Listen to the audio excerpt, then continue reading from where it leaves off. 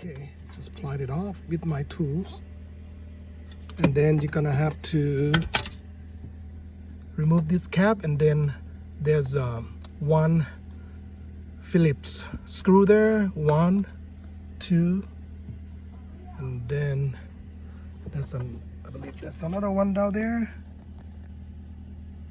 Use little flathead screwdriver to open the cap here, and then just use your Phillips screwdriver to loosen this bolt, loosen this screw. Once you remove the 3 screws, 1, 2, and 3, then you should be able to gently, okay, try to remove the panel here. You should try this side here and then this side here first. Just be gentle because there are clips in here that can break. So use your hand and just slowly try to, put it out here. Actually, I would use my tool here to pry off the panel here, just slowly around it until it came out loose.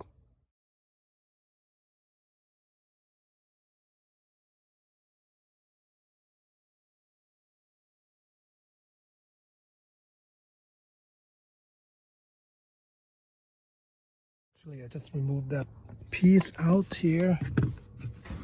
I'm not able to remove the wire here, so this thing came off, so I remove it. And then you are going to make sure this is all loose here, and then you're gonna lift the panel up to remove it. And then you can also remove the power window switch here. So lift it up here slowly, and then just there's a track here, so you're gonna lift the panel up to actually remove it.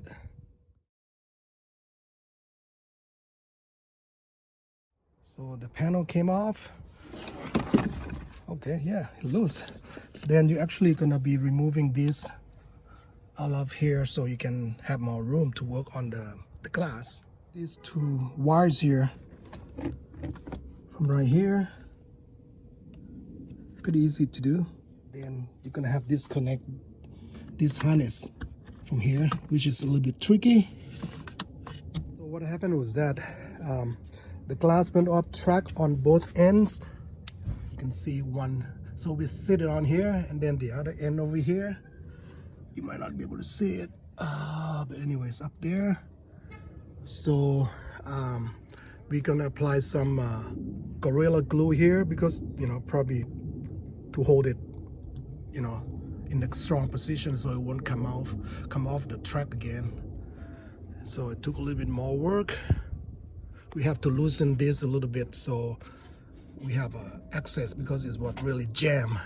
We had no way of separated the glass and the track, because it's a jam, they all jam up. So we have to unscrew this, and then so we can lose the body sheet here a little bit, and then that's about it. And we use the tape to hold the glass right now in the position. We're lubricating the track there with WD-40. Applying the Gorilla Glue on the track. I have a little bit of problem. We had to do some work on my driver's side window here, and what happened is that when I try to close it, okay, I'm gonna push this button up, okay, hopefully you can see it, but okay, so basically it stay over here in the middle. Now I'm gonna push it up one time, and you can see it bounce back down here. So I'm gonna try to reset it. Basically, I'm gonna, instead of just push one time, I'm gonna hold it, and then I'm gonna, when it reaches the top, I'm gonna count. I'm gonna still holding. I'm gonna count 1 to 5. Let me see. I don't know. That's the top, but I'm gonna hold this to 5. Let's see. 1, 2, 3, 4, 5. Okay. So I let go. Now let's bring the window down. Okay. Now I'm gonna go ahead and put it up. Notice that it doesn't stop in the center anymore.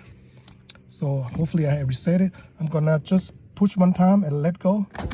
So this is how it's supposed to work. There you go.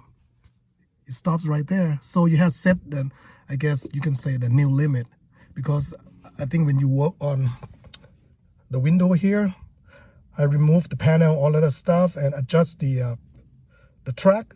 It actually make it, should I say, off alignment, or it doesn't know where the limit is and the top limit is anymore. So you have to do the manual process and hold for 5 seconds to reset it. So hopefully it makes sense. We'll see you folks on the next video.